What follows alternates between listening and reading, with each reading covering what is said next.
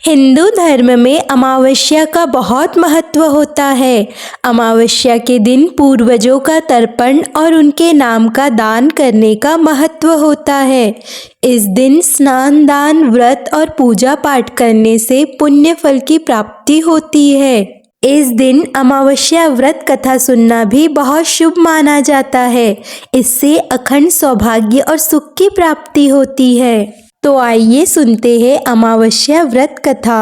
अमावस्या की पौराणिक कथा के अनुसार एक गरीब ब्राह्मण परिवार था। उस परिवार में पति पत्नी के अलावा एक पुत्री भी थी। वह पुत्री धीरे धीरे बड़ी होने लगी। उस पुत्री में समय और बढ़ती उम्र के सभी स्त्रियोत्तम गुण का विकास हो रहा था। वह लड़की सुंदर, संस्कारवान और गुणवान थी, किंतु गरीब होने के कारण उसका विवाह नहीं हो पा रहा था।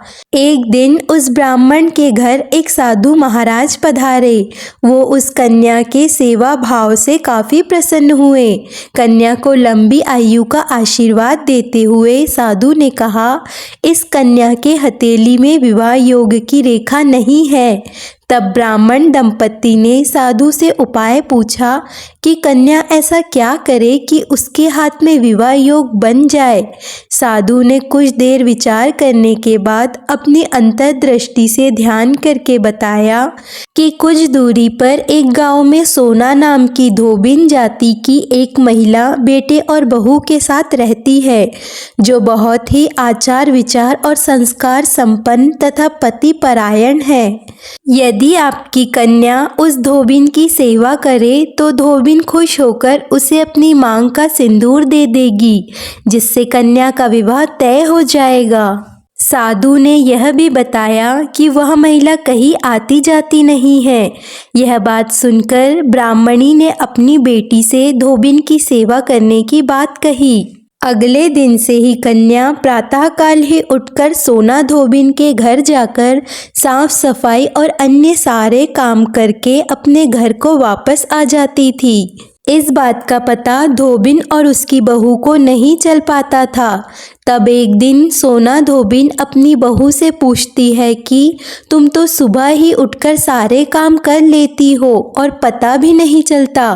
बहू ने कहा, माँ जी, मैंने तो सोचा कि आप ही सुबह उठकर सारे काम खुद ही खत्म कर लेती है। मैं तो देर से उठती हूँ। इस पर दोनों सास बहू निगरानी लगने लगी कि कौन है जो सुबह ही घर का सारा काम करके चला जाता है।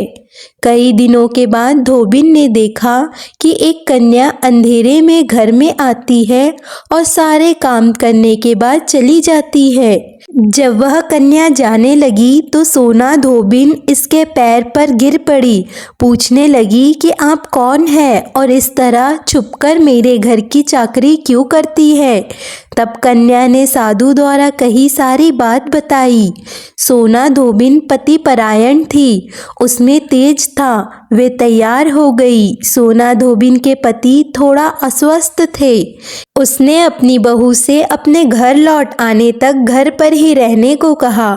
सोना धोबिन ने जैसे ही अपने मांग का सिंदूर उस कन्या की मांग में डाला, उसका पति मर गया। उसे इस बात का पता चल गया। वह घर से निर्जल ही चली थी, यह सोचकर कि रास्ते में कहीं पीपल का पेड़ मिलेगा तो उसे भंवरी देकर और उसकी परिक्रमा करके ही जल ग्रहण करेगी। उस दिन अमावस्या थी। ब्राह्मण के घर मिले पकवान की जगह उसने ईंट के टुकड़ों से 108 बार भंवरी देकर 108 बार पीपल के पेड़ की परिक्रमा की और उसके बाद जल ग्रहण किया। ऐसा करते ही उसके पति के मुर्दा शरीर में वापस जान आ गई। धोबिन का पति वापस जीवित हो उठा। तभी से महिलाएं अपने पति की लंबी उम्र की कामना के लिए व्रत रखती है। अमावस्या के दिन पवित्र नदियों में स्नान का भी विशेष महत्व होता है। नदी में स्नान करने के बाद सूर्यदेव को अर्घ्य देकर पितरों का तर्पण किया जाता है। इस दिन विधि विधान से भगवान की पूजा की जाती है। पितरों की आत्मा की शांति के लिए तर्पण किया जाता है और इस दिन दान का भी विशेष महत्व होता है। अमावस्या के दिन लोगों को ज़रूरी सामान का दान करना चाहिए, जैसे अनाज का, गर्म वस्त्रों का। इसके अलावा इस दिन आप अपने पितरों की याद में कोई पौधा जैसे पीपल, वटवृक्ष, आंवला भी लगा सकते हैं।